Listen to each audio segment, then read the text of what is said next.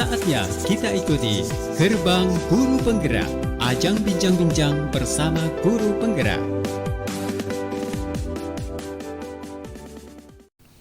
Radio Edukasi BPGB DIY, cerdas, santun, dan menghibur. Halo, selamat siang Insan Edukasi dan sahabat BPGB DIY. Senang sekali ya di kesempatan siang hari ini saya Yuda Wijayasena bisa kembali hadir menjumpai Anda kali ini dalam program Gerbang Guru Penggerak, gerak bareng Guru Penggerak. Dan tentu saja 1 jam saya akan membersamai Anda hingga nanti kurang lebih pukul 15 waktu Indonesia Barat. Dan acara ini tentu saja bisa Anda dengarkan melalui streaming di Radio Edukasi BPGB DIY ataupun juga Anda bisa menyaksikan secara langsung melalui kanal YouTube BPGB DIY. Baik, yang pasti saya pun juga mengundang Anda untuk bergabung di acara ini. Silakan Anda bisa melalui WhatsApp Radio Edukasi di nomor 0856 900 1251 0856 900 1251, ataupun jika Anda bisa menuliskan pertanyaan melalui kolom chat yang tersedia di layar YouTube dengan format ketik nama, kemudian spasi instansi atau alamat, spasi pertanyaannya. Nah, kali ini Gerbang Guru Penggerak menghadirkan seorang kepala sekolah, ya, ini dari SMP Negeri 3 Ngawen, Wonosari, Gunung Kidul. Ada Bapak Iwan Muharji, Magister Pendidikan, yang mana beliau nanti akan mengupas terkait optimalisasi Kombel dalam peningkatan kompetensi pendidik. Nah, yang pasti ini topik yang sangat menarik ya untuk kita bahas bersama.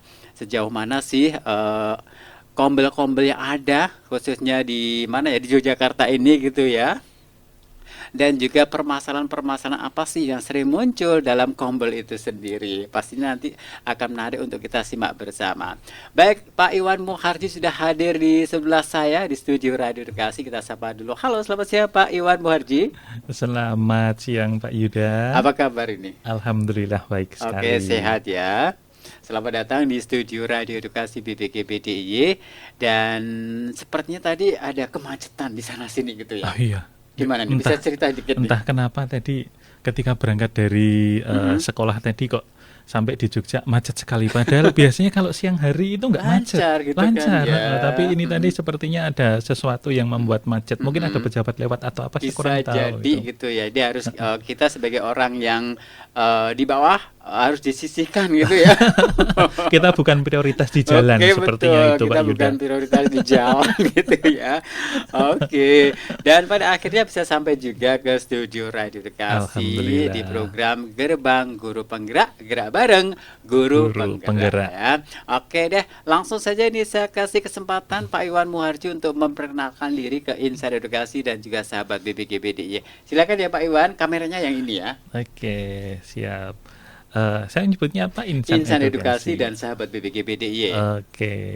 Halo, selamat siang Insan Edukasi dan sahabat BPGB DIY. Perkenalkan, nama saya adalah Iwan Muharji.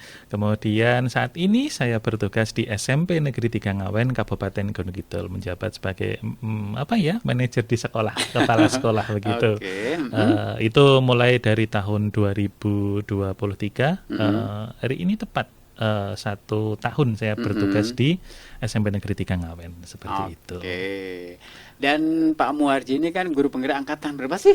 Saya angkatan pertama di awal Gunung ya, Kidul. betul kan? Tetapi angkatan pertama di Gunung Kidul itu angkatan 6. Angkatan 6 ya. Iya. Oke. Dan sekarang juga jadi pengajar praktik juga? Pengajar Fasilitator? praktik untuk angkatan 10 kemarin. Angkatan 10 Baru ya. selesai melaksanakan Oke. tugas. Nah, ini tugasnya banyak sekali. Jadi Pak Iwan ini sudah kepala sekolah, kemudian juga pengajar praktek dan lain sebagainya, tugasnya banyak sekali. Tapi selalu disertai dengan penuh semangat, gitu kan? Insya ya? Allah selalu semangat. Oke, selalu semangat ya. Pantang kendor. Oke, nah bertugas sebagai manajer ataupun kepala sekolah di SMP Negeri 3 Ngawen, Gunung Kidul ini kan tepat nih 1 tahun ya. 1 tahun yang lalu. Gimana nih bisa ditugaskan di sana di SMP Negeri 3 Ngawen? Apa yang istimewa di SMP Negeri 3 Ngawen itu? SMP Negeri 3 Ngawen, istimewanya banyak sekali Pak Yuda. Sebenarnya yang pertama ketika ditugaskan di sana itu kaget juga. Kaget kenapa? Karena ternyata sekolahnya itu sangat heterogen, begitu Pak Yuda. Banyak kalau dulu di sekolah lama mungkin hanya ada 2 atau 3 agama yang harus kita kelola. Kemudian yang sekarang ternyata di SMP Negeri 3 Ngawen ini, wah, ada agama Islam, Kristen, Katolik, Hindu. Wah, ini luar biasa ternyata Pak Yuda. Dan itu merupakan sebuah aset yang menjadi keunggulan dari sekolah juga. Salah satunya seperti itu. Kita punya banyak penganut agama yang berbeda-beda. Kemudian yang kedua, aset dari sekolah itu luas sekali Pak Yuda. Jadi di sekolah itu masih hijau sekali begitu. Jadi kita bisa mengembangkan lingkungan sekolah itu sebagai sumber belajar. Karena kalau yang tidak semua sekolah ya memiliki lingkungan yang luas, kemudian lahan yang masih hijau, itu kan nggak banyak seperti itu. Nah sekarang di SMP 3 Ngawen lingkungannya hijau, masih luas. Kemudian juga aset selanjutnya itu dukungan masyarakat. Masyarakat itu sebagai sebuah aset, selain orang tua wali, lingkungan masyarakat itu juga sangat-sangat mendukung untuk mengembangkan sekolah itu menjadi salah satu dari pusat pendidikan yang ada di lingkungan. Jadi kalau di Ngawen itu kami juga sering bekerja sama melaksanakan kegiatan itu dengan aset seperti kalau di sana kan banyak pura-pura itu Pak Yuda. Karena dominasi untuk masyarakatnya adalah beragama Hindu. Nah, maka kemudian kami juga sering melaksanakan kegiatan-kegiatan keagamaan dengan pemuka-pemuka agama Hindu dan juga di pura-pura itu, dan itu sangat berbeda sekali dengan sekolah yang kemarin. Kalau kemarin kita cuma mengelola yang mayoritas Muslim. Kemudian sekarang ternyata perlu berpikir juga di sana. Ternyata asetnya aset yang luar biasa yang juga harus kita kembangkan, kemudian kita kita kelola dengan baik supaya nanti SMP Negeri 3 Ngawen itu dapat menjadi sekolah yang diunggulkan di wilayah Kabupaten Gunung Kidul seperti itu. Oke, wow, luar biasa sekali ya. Jadi beberapa keistimewaan yang ada di SMP Negeri 3 Ngawen Gunung Kidul yang diharapkan nanti bisa menjadi salah satu sekolah yang diunggulkan gitu ya. Betul, oke. Baik, interogasi. Nah, kita sudah kenalan ya dengan Bapak Iwan Muharji, Magister Pendidikan. Beliau adalah kepala sekolah dari SMP Negeri 3 Ngawen Wonosari Gunung Kidul yang kali ini kita hadirkan di program Gerbang Guru Penggerak, gerak bareng guru penggerak ya. Oke, yang pasti saya ingatkan bagi Anda yang mau bergabung juga boleh ya. Silakan bisa melalui WhatsApp di 0856 900 1251 atau Anda juga bisa menuliskan pertanyaan melalui kolom chat yang tersedia di layar YouTube dengan format ketik nama, kemudian spasi alamat atau instansi, spasi pertanyaannya. Baik, terkait dengan optimalisasi Kombel dalam meningkatkan kompetensi pendidik. Nah, ngomongin tentang optimalisasi Kombel, sebetulnya untuk saat ini kondisinya seperti apa sih?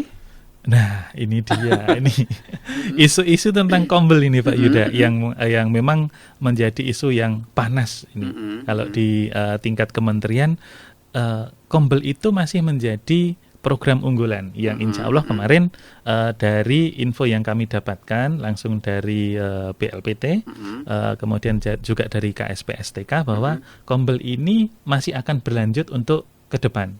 Di saat kurikulumnya berubah, kemudian ada beberapa kegiatan yang dikurangi oleh kementerian karena berkaitan dengan kebijakan yang baru ya Pak Yuda, dengan menteri kita yang baru. Nah, ternyata Kombel ini menjadi salah satu program yang akan tetap ada untuk tahun-tahun ke depan. Nah, kemudian ternyata di dalam pelaksanaan komunitas belajar ini di seluruh Indonesia ternyata banyak sekali tantangannya Pak Yuda.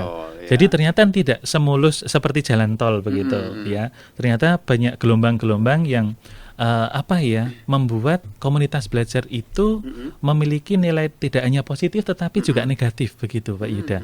Nah, mungkin insan edukasi juga menyadari bahwa tidak semua Kombel itu dapat berjalan dengan optimal. Tetapi ada beberapa Kombel itu yang justru membuat nama Kombel itu sendiri menjadi kurang baik di mata guru dan yang lain.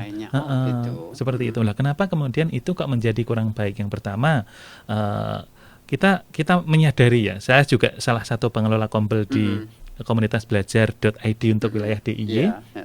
Kita juga menyadari bahwa yang pertama itu ada ini Kombel itu yang keluar dari rel tujuan awalnya, seperti itu Pak Yuda. Begitu karena tujuan awal Kombel itu dibentukkan sebenarnya ada dua hal ya Pak Yuda ya. Harus berfokus ke dua hal. Yang pertama itu berpusat pada pembelajaran murid, kemudian yang kedua itu berpusat pada peningkatan kompetensi GTK. Nah, di sini banyak Kombel yang kami temukan itu justru ada di nomor 2 tujuannya, yang berpusat pada peningkatan kompetensi GTK. Sedangkan yang nomor 1 itu sulit untuk dilaksanakan oleh Kombel itu sendiri, di mana Kombel itu harus berpusat pada pembelajaran murid. Nah, sebenarnya ketika Kombel itu dibuat awalnya adalah untuk menyelesaikan permasalahan-permasalahan yang dihadapi guru di kelasnya masing-masing. Seperti itu. Nah, tetapi semakin ke sini ternyata semakin ke sana gitu. Semakin ke sini semakin ke sana ya. Semakin ke sini semakin ke sana. Semakin tidak terarah gitu ya. Iya, arahnya itu menjadi lain, Pak Yuda. Nah, di mana Kombel itu kemudian banyak yang berfokus hanya pada peningkatan kompetensi GTK. Seperti itu. Bahkan ada juga ini permasalahan kedua ini Pak Yuda. Ini melencengnya jauh banget itu Pak Yuda.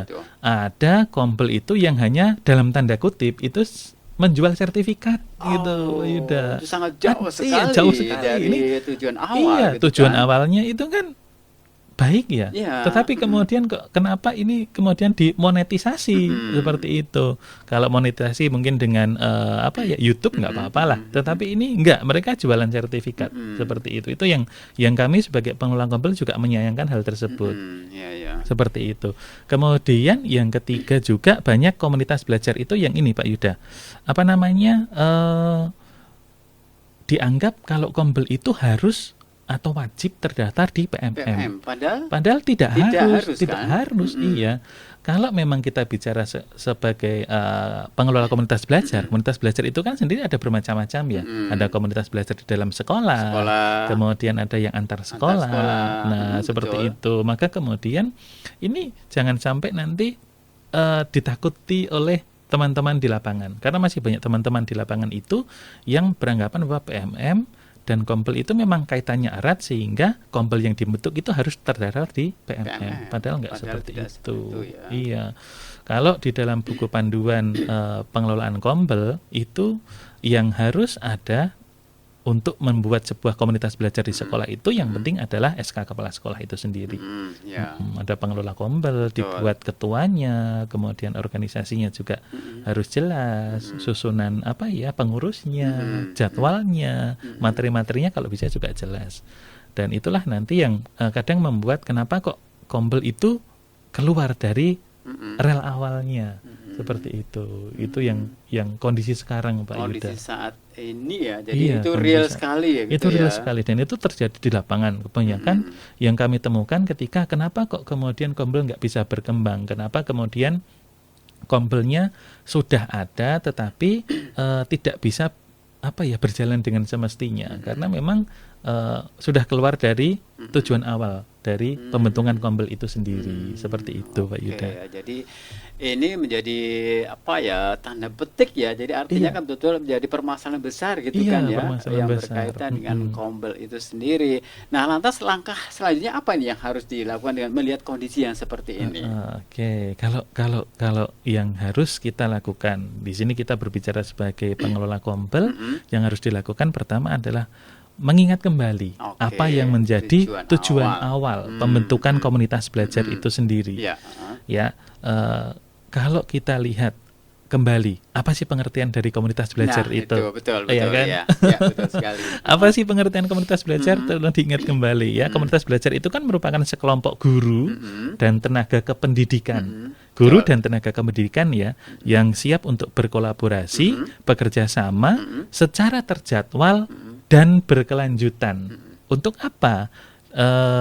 Dengan tujuan ini untuk peningkatan kualitas pembelajaran dan memberikan dampak pada hasil belajar murid. Nah, seperti itu. Jadi ada beberapa kata kunci di sana Pak Yuda, bahwa komunitas belajar itu terdiri dari guru dan tenaga kependidikan. Kemudian yang siap untuk belajar bersama, berkolaborasi. terjadwal, Terjadwal. dan rutin. Ya, Iya, betul sekali. iya. Kemudian tujuannya adalah untuk meningkatkan kualitas pembelajaran. Ya, betul. Nah, itu yang menjadi kata kunci Kombel. Itu pembentukannya seperti itu. Oke, dan ini juga berkaitan dengan masalah selanjutnya tadi. Iya, Itu 3 betul. kan? Oh, 4. betul. Nah, ini yang apa ya? Yang kami temukan juga di lapangan, Iya. tantangan lagi nih, Pak Yuda. Kombel itu ternyata hanya beranggotakan guru. Oh, iya. Padahal di sana adalah guru dan tenaga Tenaga kependidikan. kependidikan. Lah tenaga kependidikan nggak diajak ini. Dan mereka diapain gitu Nah, kan iya, ya? diapain? Kasian kan? Iya, padahal mereka juga merupakan aset di sekolah tersebut, begitu. Kadang-kadang nggak dianggap tuh tenaga kependidikan seperti rekan-rekan TU. Mohon maaf ya, ini kadang-kadang Iya. jarang loh kami temukan rekan-rekan TU itu yang Yang ikut dalam terlibat komunitas dalam belajar. itu, ya. Sedangkan mereka juga memberikan pelayanan kepada murid-murid di sekolah. Seperti itu kan, ini menjadi sesuatu yang unik ini. Kenapa kok mereka nggak diajak seperti itu? Oke. Jadi ini menjadi apa ya, satu catatan ya Pak ya, Iya, Cak Iwan ya, catatan yang khusus bahwasanya komunitas atau Kombel itu kan terdiri dari guru, kemudian tenaga kependidikan, dan ini kan memang harusnya kan bisa saling bersinergi ya. Iya, berkolaborasi. Di satuan Jadi, pendidikan. ternyata pada kenyataannya tidak ya, Tidak. seperti itu. Tapi apakah ini betul-betul pure tidak sama sekali dari tenaga kependidikan itu? Ada beberapa Ada Kombel beberapa juga yang melibatkan tenaga kependidikan, tetapi itu belum semuanya. Sedangkan kalau di lapangan itu justru kami juga saya juga secara pribadi ya mengalami sendiri bahwa banyak informasi yang kami dapatkan itu juga dari tenaga kependidikan, begitu. Kalau di sekolah itu saya sering nih ngobrol dengan beberapa rekan tata usaha ya, di mana mereka adalah tenaga kependidikan di sekolah itu untuk mencari informasi tentang murid. Dan itu banyak informasi yang tidak saya dapatkan dari rekan-rekan guru di sekolah. Seperti itu. Seperti halnya misalnya kebiasaan-kebiasaan murid ketika waktu istirahat itu. Kadang guru juga ingin istirahat dong. Sehingga kadang tidak bisa mencermati apa yang menjadi kebiasaan murid ketika istirahat, apa yang mereka konsumsi ketika jajan, atau misalnya mereka punya kebiasaan bermain apa gitu. Kadang-kadang guru nggak mencermati. Tetapi dari rekan-rekan tata usaha, kemudian bahkan sampai ke penjaga keamanan di sekolah, yang setiap istirahat itu justru keliling, dan informasi itu valid ketika itu kami dapatkan, dan itu yang kami angkat ketika di komunitas belajar itu sedang melaksanakan kegiatan. Kalau di sekolah saya, jadi yang ikut Kombel itu yang rutin setiap hari Jumat pertama di bulan 1 bulan, kita ambil Jumat pertama untuk melaksanakan diskusi komunitas belajar atau melaksanakan kegiatan Kombel itu, GTK-nya juga kami ikutkan semua.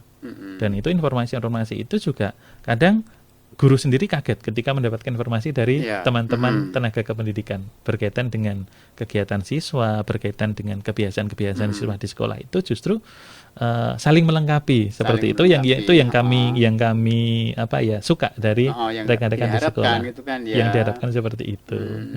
Oke, dari sisi kebermanfaatan sendiri kan Kombel itu kan banyak manfaat yang bisa bisa diperoleh ya ketika para guru ataupun juga tenaga kependidikan itu bergabung dalam Kombel tersebut, ya kan? Iya, sejauh ini apa saja sih Pak manfaat yang bisa diperoleh ya dari mengikuti Kombel itu sendiri? Yang pertama, dari Kombel itu sendiri kita bisa menyelesaikan apa yang menjadi tantangan guru ketika melaksanakan pembelajaran di kelas. Sebenarnya saya selalu mengatakan bahwa ketika ibu dan bapak guru itu keluar dari kelas, sebenarnya mereka itu kan punya seperti membawa beban yang berat begitu. Ya, muridnya tadi ketika pembelajaran melakukan tindakan A, tindakan B, gitu kan. Nah, kemudian ketika itu keluar kelas kan harus diungkapkan. Nah, saya nggak mau ketika rekan-rekan guru itu nanti malah hanya menceritakan, tapi tanpa menemukan solusi. Nah, seperti itu. Nah, itulah fungsi dari komunitas belajar yang pertama. Dampak yang pertama adalah ketika guru mendapatkan permasalahan di kelas, kemudian kita angkat ke komunitas belajar. Nah, kita bahas di sana, kita refleksikan bersama pembelajarannya seperti apa, kemudian kita cari solusinya bersama-sama. Kalau cuma satu kepala yang berpikir, mungkin akan menemukan banyak kekurangan. Tetapi ketika banyak kepala yang berpikir, maka kemudian nanti akan ditemukan salah satu solusi yang tepat untuk mengatasi tantangan tersebut. Seperti itu. Kemudian yang kedua berkaitan juga dengan apa yang menjadi rencana program di sekolah itu sendiri. Kadang-kadang kita juga memperluas apa yang menjadi bahan diskusi di komunitas belajar. Tidak hanya di dalam pembelajaran di kelas, tetapi kemudian juga menyangkut dengan program-program yang ada di sekolah. Komunitas belajar juga bisa sebagai wadah untuk merefleksikan sebuah kegiatan yang mungkin sudah dilakukan di sekolah, kemudian dicari banyak apa tantangan yang terjadi, dan itu nanti akan menjadi sebuah catatan ketika akan melaksanakan kegiatan ke depannya. Seperti itu. Nah, kemudian yang ketiga, tujuan Kombel yang kedua tadi, peningkatan kompetensi dari tenaga kependidikan dan guru, seperti itu. Jadi ini Kompel menjadi sarana untuk berbagi rekan-rekan guru. Aset kami di sekolah sebenarnya banyak rekan-rekan guru itu yang mampu memiliki banyak sekali ilmu, banyak pengalaman, potensinya luar biasa. Tetapi terkadang mereka tidak diberikan panggung untuk berbagi. Nah, sehingga apa? Kombel ini menjadi salah satu panggung rekan-rekan guru ataupun tenaga kependidikan ini untuk berbagi kepada sesama rekan guru dan tenaga kependidikan. Iya, seperti itu. Jadi ini tiga dari banyak sekali manfaat yang bisa tentang komunitas belajar tentang Kombel gitu yang dilaksanakan secara rutin. Kuncinya itu dilaksanakan secara rutin, berkelanjutan. Jadi tidak hanya berhenti sampai di situ aja gitu tapi harus ada kelanjutannya. Betul sekali. Oke, baik Insinyur Edukasi dan juga sahabat BPKBDI, yang pasti kita masih di program Gerbang Guru Penggerak, gerak bareng guru penggerak, dan kali ini masih bersama dengan Bapak Iwan Muhardi Magister Pendidikan. Beliau adalah kepala sekolah dari SMP Negeri 3 Ngawen Gunung Kidul, dan kita masih membahas terkait optimalisasi Kombel dalam meningkatkan kompetensi pendidik. Baik Pak Iwan, kita akan jeda dulu, nanti akan kita lanjutkan lagi selepas selingan berikut. Tetap di sini di Radio Edukasi, cerdas, santun, dan menghibur.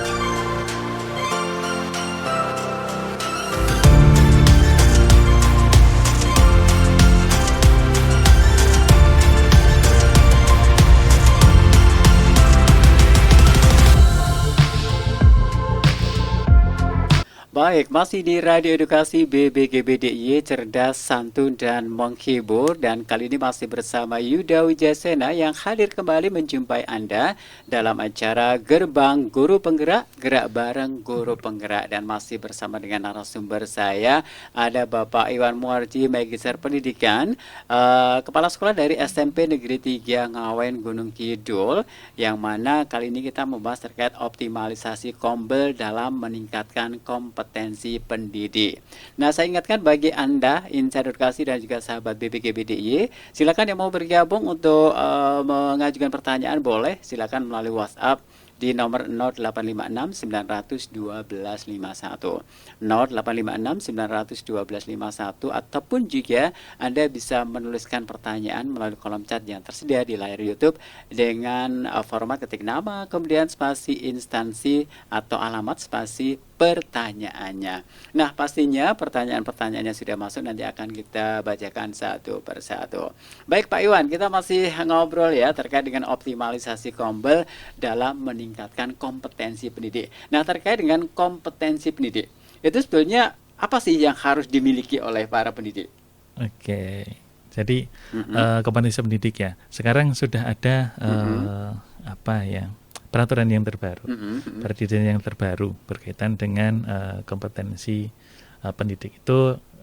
Kalau dulu kita masih berpikir ya kompetensi apa sosial, kompetensi pedagogi, profesional, nah seperti itu. Nah ini sekarang lebih dikerucutkan lagi. Oke, lebih Pak Yuda. difokuskan Lebih gitu ya. difokuskan lagi ya, termasuk kemarin kami juga baru selesai kemarin melaksanakan PKKS, penilaian kinerja kepala sekolah. Ya, yang ternyata sekarang itu lebih banyak ke apa ya? Wawancara. Wawancara. Lebih banyak ke melihat bukti real yang sudah dilakukan oleh betul. pendidik. Dalam hari ini kalau saya kepala sekolah ya, apa yang jadi tidak hanya based on dokumen Pak Yuda. Kalau yang dulu kan kita bisa saja ya mengakali mungkin ya dengan dokumen-dokumen. Kalau sekarang tidak, banyak sekali untuk wawancara-wawancara. Kemudian juga melihat apa ya bukti yang tentu saja melihat bukti-bukti yang ada di sekitar sekolah, apa yang sudah disediakan, apa yang sudah dilaksanakan oleh guru atau kepala sekolah seperti itu. Nah ini yang menjadi apa ya fokus dari kompetensi pendidik. Ada profesional, kemudian pedagogik, sosial. Nah, itu menjadi beberapa kompetensi yang menjadi sekarang fokus dari seorang pendidik. Seperti itu. Oke. Nah, sebagaimana nih Kombel itu sendiri dapat membantu guru dalam meningkatkan kompetensi itu tadi. Iya, betul. Nah, Kombel itu sendiri kalau kita kaitkan dengan kegiatan-kegiatan yang bisa dilaksanakan dalam komunitas belajar. Yang pertama jelas meningkatkan kompetensi profesionalisme seorang pendidik. Kenapa bisa seperti itu? Karena yang saya ceritakan tadi Pak Yuda bahwa di dalam komunitas belajar itu adalah sebuah panggung untuk rekan-rekan pendidik dalam apa ya menyampaikan apa yang menjadi kemampuan dari rekan-rekan itu sendiri. Jadi misalnya rekan-rekan pendidik ini punya ide-ide menarik berkaitan dengan pembelajaran di sekolah atau di kelasnya sendiri. Kemudian dia punya inovasi-inovasi yang dia laksanakan di kelasnya, dan itu baik untuk diberikan kepada rekan guru yang lain. Itu sebagai gitu ya? Diimbaskan. Itu menjadi sebuah inspirasi bagi rekan pendidik yang lain. Sehingga apa? Sehingga ketika rekan guru yang menjadi narasumber di dalam komunitas belajar itu menyampaikan kepada rekan yang lain, secara otomatis berarti dia akan lebih profesional. Dia tentu akan merasa, oh ternyata apa yang saya lakukan di kelas saya itu menjadi inspirasi bagi orang lain, dan tentu saja itu menjadi hal yang positif. Rekan-rekan yang menjadi narasumber tentu akan lebih giat untuk mencari inovasi-inovasi yang baru. Tidak hanya itu-itu saja begitu. Kebanyakan rekan-rekan memang berada di zona nyaman, dan untuk keluar dari zona nyaman itu perlu diberikan panggung. Nah, panggung itulah Kombel itu. Iya. Kemudian yang kedua berkaitan dengan kompetensi sosialnya. Nah, kompetensi sosial ini, kalau ini lebih kepada bagaimana Kombel itu dapat memfasilitasi pendidik untuk bisa tampil ke depan. Karena belum tentu seorang guru itu hebat di kelas, gitu ya. Di kelasnya luar biasa, di hadapan murid-murid itu luar biasa, tetapi ketika bertemu dengan rekan pendidik lain itu bisa menyampaikan apa yang dia lakukan itu dengan runtut, dengan baik. Nah ini seperti halnya Pak Yuda nih kan perlu jam terbang juga di sini, betul, kan? Betul sekali. Nah seperti itu, maka kemudian ini berkaitan dengan kompetensi sosialnya, dan nanti bisa ditingkatkan juga jika seorang guru sebagai narasumber itu nanti akan apa ya ikut dalam pengelolaan Kombel yang antar sekolah. Sekolah. Iya, yang antar sekolah. Jadi itu nanti tentu lingkaran pengaruhnya akan semakin luas. Tidak hanya di sekolahnya sendiri, di satuan pendidikan sendiri, tetapi juga akan berimbas ke satuan pendidikan yang lain. Atau mungkin dalam lingkup kabupaten, atau dalam lingkup provinsi, atau bahkan bisa jadi dalam lingkup nasional. Nah, seperti itulah yang nantinya akan membentuk kompetensi sosial seorang pendidik ini menjadi lebih kuat.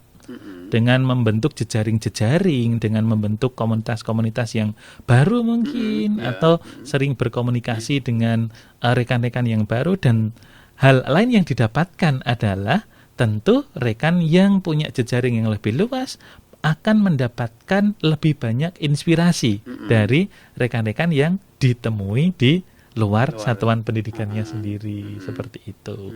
Yang kira-kira itulah yang membuat kenapa kok kemudian Kombel itu bisa meningkatkan kompetensi seorang pendidik.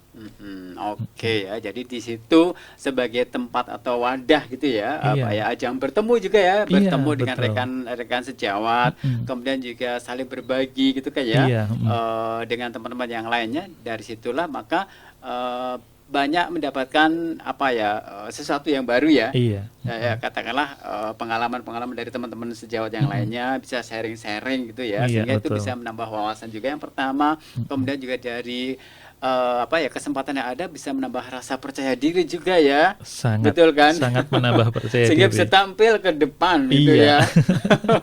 Mungkin selama ini kan kadang-kadang juga ada yang belum tentu ya, walaupun guru belum tentu kan bisa oke, suatu saat diminta untuk berpidato katakanlah gitu, ataupun memberikan materi gitu kan, juga belum tentu langsung siap gitu ya Pak ya. Betul. Padahal di kelasnya itu luar biasa. Sudah terbiasa Sudah gitu terbiasa. Kan. Tapi ketika berhadapan dengan rekan-rekan guru kadang-kadang ya perlu itu tadi, perlu pembiasaan, perlu jam terbang seperti itu. Sekali, ya. Oke. Nah, sejauh ini kalaupun misalnya ya terkait dengan Kombel ataupun juga ya ini kita berbicara tentang Kombel ya, komunitas belajar. Lantas bagaimana sih agar Kombel yang ada itu bisa sesuai dengan role yang ada dan terus eksis ke depannya? Apa yang harus dilakukan? Apalagi misalnya sebagai seorang ketua Kombelnya misalnya, apa yang harus dilakukan? Oke. Dari ketua Kombel ini yang rekan kami di sekolah sendiri juga sempat melakukan refleksi di mana komunitas belajar di sekolah itu kadang-kadang mengalami kebuntuan ini dalam berjalan begitu.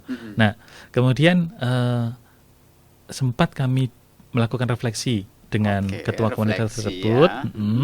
Itu yang pertama yang harus dilakukan, melakukan refleksi tentang apa yang sudah dilakukan oleh komunitas belajar itu sendiri. Pembiasaan refleksi ini yang harus kuat di dalam komunitas belajar itu sendiri.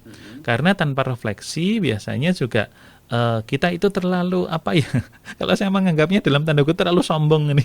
Kegiatannya sudah berjalan dengan baik, kalau nggak melakukan refleksi kan nggak menemukan apa yang menjadi hal besar atau hal kecil yang kemudian membuat komunitas belajar itu seakan-akan menjadi stuck atau jalan di tempat. Seperti itu.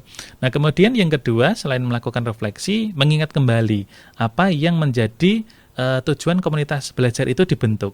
Dalam artian bukan tujuan awal komunitas belajar dibentuk sesuai dengan definisinya tadi ya Pak Yuda, tetapi kemudian di dalam komunitas belajar itu sendiri ketika awal pembentukan itu kan sudah menentukan tujuannya sendiri. Iya kan? Tujuan sendiri dari komunitas belajar itu apa? Komunitas belajar misalnya kalau di sekolah misalnya tujuan itu yang nanti akan diperinci dalam matrik kegiatan-kegiatan di dalam Kombel itu. Nah, maka kemudian nanti telah kembali nih matrik kegiatannya, apa yang sudah biasa dilakukan atau mungkin apa yang belum dilakukan. Nah, seperti itu nanti melihat kembali. Kemudian yang ketiga yang harus dilakukan itu adalah ini perlu variasi juga nih, Pak Yuda. Itu ya, variasi ya. Variasi dalam artian kalau memang di dalam komunitas belajar itu sudah, katakan di dalam satu sekolah nih, semua sudah pernah menjadi narasumber, maka kemudian alangkah lebih baiknya jika kemudian komunitas belajar itu juga berkolaborasi dengan pendidik yang di luar satuan pendidikan itu sendiri. Jadi misalnya kalau seperti kami di SMP 3 Ngawen, maka kemudian kami juga berkolaborasi dengan rekan-rekan pendidik di luar SMP Negeri 3 Ngawen. Ngawen. Heeh. Pak, nanti tantangan lagi dong Pak, apakah kemudian itu memerlukan biaya yang besar? Kan tidak juga ya Pak Yuda. Iya, iya. Kami selalu menekankan kepada komunitas ketua komunitas kami bahwa kalau memang tidak bisa mendatangkan secara luring, maka Iya. kan kita bisa memfasilitasi di dalam pertemuan daring seperti itu, dan itu tentu saja dari persiapan pembiayaan tentu lebih sedikit kan seperti Iya, itu. betul. Dan itu nanti justru akan membuka peluang komunitas belajar itu bisa terdaftar di PMM. Kalau tidak seperti itu kan malah Iya. nanti menjadi ketakutan, ini harus daftar di PMM. Kembali ke masalah awal tadi. Seperti itu. Itu Pak Yuda beberapa Oke. tips yang bisa dilakukan. Oke, jadi mulai sekarang ayo di para ketua kombelnya untuk bangkit ya, untuk Bangkit, semangat menggerakkan kombelnya sesuai dengan jalan ya, sesuai dengan role-nya ya. Sesuai dengan relnya. Sesuai dengan relnya gitu kan. Jadi jangan sampai arahnya ke sana tapi yang lainnya ke sana gitu Iya. ya. Betul. Oke, Betul, jadi iya. ini harus betul punya komitmen bersama ya, Komitmen bersama. Pak Iwan ya. Oke, lantas apa sih dampak positif dengan adanya kombel itu sendiri bagi guru dan juga bagi murid tentu saja? Oke, bagi guru dan bagi murid, saya lebih suka melihat dari kacamata murid dulu nih. Oke, murid dulu ya, boleh. Oke, setelah banyak guru yang melaksanakan kegiatan di dalam komunitas belajar, yang tentu saja tujuan awalnya adalah meningkatkan kualitas pembelajaran di kelas, meningkatkan kualitas pembelajaran untuk murid, seperti itu. Nah, ternyata di sana dampaknya luar biasa. Artinya ketika komunitas itu sudah berjalan dengan baik dan itu memang betul-betul bertujuan untuk menyelesaikan tantangan yang ada dalam pembelajaran, maka apa yang dibutuhkan murid itu menjadi diketahui. Ya. Betul. Betul. Iya, Apa yang menjadi kebutuhan murid itu bisa terlayani dengan baik. Seperti itu. Karena selama ini kadang-kadang memang rekan-rekan guru itu tidak mengetahui apa yang menjadi kebutuhan belajar dari murid itu sendiri. Dan dampak yang pertama kami bisa melihat adalah itu. Jadi kalau dulu ketika proses pembelajaran ini sudah apa ya? Sudah dibuat variatif oleh guru. Saya masih ingat dulu ketika ditugaskan pertama, kemudian saya ajak ngobrol-ngobrol guru, kenapa kok pembelajaran itu guru sendiri menganggap ini pembelajaran kami itu nggak optimal Pak, dengan indikatornya A, B, C, D dan seterusnya. Kemudian saya tanya, Ibu, Bapak, ketika melakukan perubahan dalam pembelajaran, entah itu metode pembelajarannya itu bervariasi atau menggunakan cara-cara tertentu. Nah, itu berdasarkan kebutuhan murid atau jenengan sendiri yang menentukan. Nah, ternyata mayoritas jawabannya adalah guru yang menentukan. Nah, berarti di sana ini kan tidak berdasarkan pada kebutuhan belajar murid, tapi berdasarkan pada kebutuhan guru. Nah, seperti itu. Maka kemudian di dalam komunitas belajar ini kemudian kan kami angkat. Kita telah dulu nih apa yang menjadi kebutuhan belajar murid, dan murid itu inginnya yang seperti apa toh. Nah, kemudian itu dilaksanakan, Ibu Pak Guru lebih banyak mendengar apa yang menjadi keinginan dari murid, kemudian itu dicoba untuk diberikan pelayanan sesuai dengan kebutuhan murid itu sendiri. Nah, dan ternyata setelah satu semester berjalan, kami coba untuk melakukan diskusi dengan beberapa murid secara acak, dan ternyata itu luar biasa hasilnya. Artinya murid mulai untuk merasa dia itu didengar, diperhatikan. Yang pertama didengar, kemudian dia kebutuhannya merasa terpenuhi di kelas seperti itu. Oh iya Pak, ternyata setelah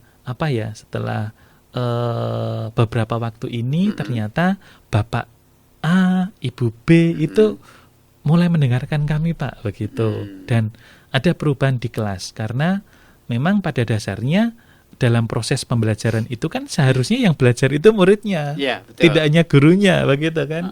Nah, maka kemudian ini menjadi hal utama yang concern kami ketika melihat dampak kepada murid. Seperti itu. Kemudian dampak kepada guru adalah ada perubahan-perubahan positif yang kami lihat secara real bahwa di sekolah itu gurunya mulai berubah.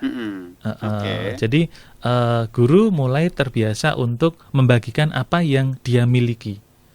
Guru terbiasa untuk memberikan sedikit banyak apa kemampuan kelebihan yang dia miliki kepada rekan guru itu sendiri.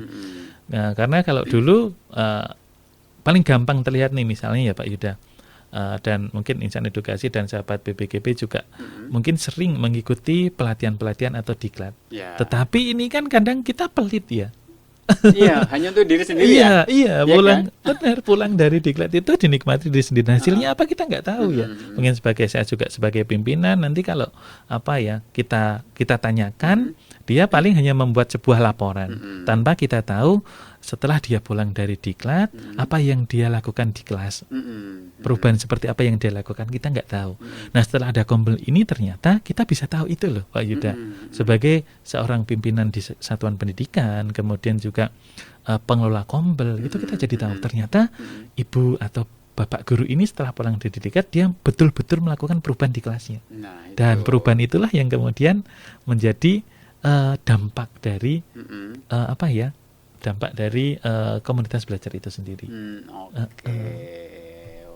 Ya, jadi dampak positif ya. Jadi itu bisa terlihat ya. Bisa terlihat. Bisa terlihat dan Betul. itu dari sisi muridnya sendiri, murid bisa dilibatkan, Betul. gitu kan. Sehingga kalau istilah Jawanya itu kan merasa diuangkan gitu ya. Iya, Betul ya. betul, Misalnya betul. gitu ya. Betul. Kalau dalam salah satu teori itu kan murid itu harus didengar apa ya? Suaranya, kemudian dia juga harus diberikan apa ya? Pilihan Pilihan juga ya. Pilihan terhadap murid itu. Jadi ada choice, pilihan, voice itu, dan akhirnya nanti dia akan bisa membuat keputusan sendiri.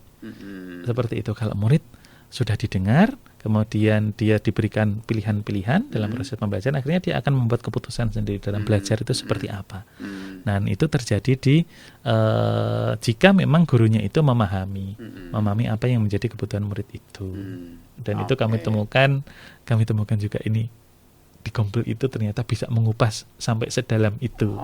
Gitu ya. Padahal dulu nggak sama sekali. Kalau dulu paling ketika istirahat guru itu ya itu tadi Pak Yuda, begitu keluar kelas istirahat, cuma yang keluar itu mungkin tantangan-tantangan ya, tantangan-tantangan di kelasnya tanpa ada solusi. Dan sekarang muncul solusi-solusi itu dari komunitas belajar ya. Iya. Oke.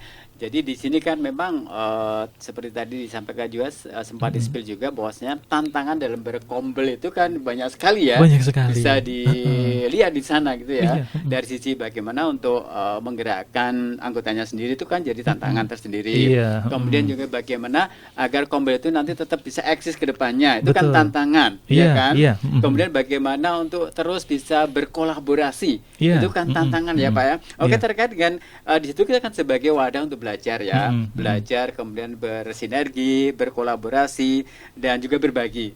Ini kaitannya itu seperti apa sih? Oke, untuk menjawab itu, nah sebenarnya saya ingin jawabnya dengan salah satu teori ini. Boleh. Iya. Saya pernah baca buku ada teori tentang adopsi teknologi begitu ya, Pak Yuda ya. Di mana kalau tidak salah teorinya itu 20 60 20 ya. 20 itu si pelopor nih. 20 itu orang-orang pelopor. Ini penggerak kombelnya, gitu kan? Penggerak kombelnya. Kemudian ini orang-orang yang betul-betul ini membuat kombel, kemudian dia memahami betul nih kombel fungsinya seperti apa. Kemudian nanti dampaknya seperti apa, dan ini sangat berapi-api ini. Ini kalau kata anak-anak murid-murid saya untuk menyala bangku gitu ya, 20% ini inovatornya. Nah kemudian yang 60% itu followernya. Follower itu nggak akan bergerak jika yang 20% pelopor ini tidak memberikan atau apa ya, menggambarkan menghasilkan dampak yang positif.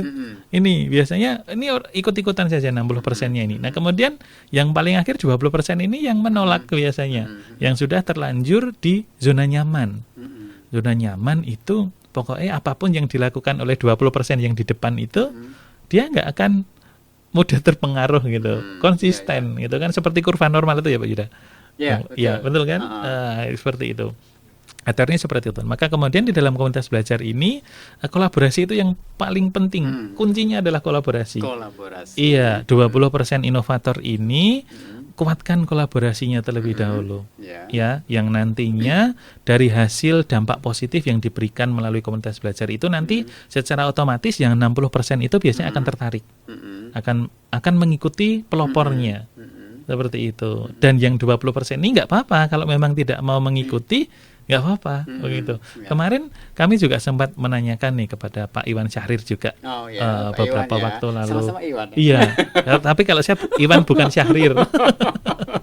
Saya sempat menanyakan juga, ternyata Pak gimana dengan yang 20% ini? Kata beliau, tidak apa-apa. Memang dalam sebuah perubahan itu dalam sebuah perubahan itu yang paling penting 20% depan ini harus konsisten untuk melaksanakan kolaborasi. Dan itu nanti kolaborasi yang akan lebih besar tercipta dengan yang 60% itu jika memang yang 20% itu bisa memperlihatkan dampaknya. Maka yang 60% nanti akan mengikuti pelan-pelan. Dan pada akhirnya nanti pengaruhnya juga akan lebih besar menjadi 80%. Dan 20% ini nggak mungkin akan hilang. Ya, tetap ada. Tetap gitu ada. ya. Yang nolak itu tetap ada.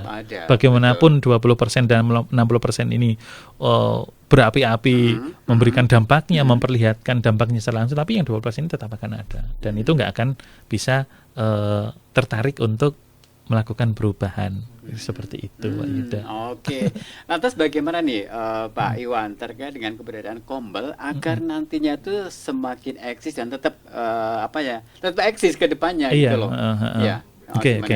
Kalau saya melihat seperti ini Pak Yuda, pengelola Kombel itu janganlah melihat kalau katakan gelas yang setengah terisi itu jangan melihat bagian atasnya yang kosong, tapi melihat bagian bawahnya yang isi. Dan itu kalau dalam salah satu teori itu namanya kita asset based thinking. Jadi kita asset based thinking, iya, berpikir aset yang dimiliki. Jadi kita melihat isinya, jangan melihat kekosongan yang di atas, gitu. Ya, kita aset-aset yang dimiliki itu dioptimalkan. Teman-teman yang menjadi pengelola Kombel itu kita optimalkan supaya nantinya kita menjadi lebih kuat dalam mengelola Kombel itu sendiri. Itu yang pertama. Kemudian yang kedua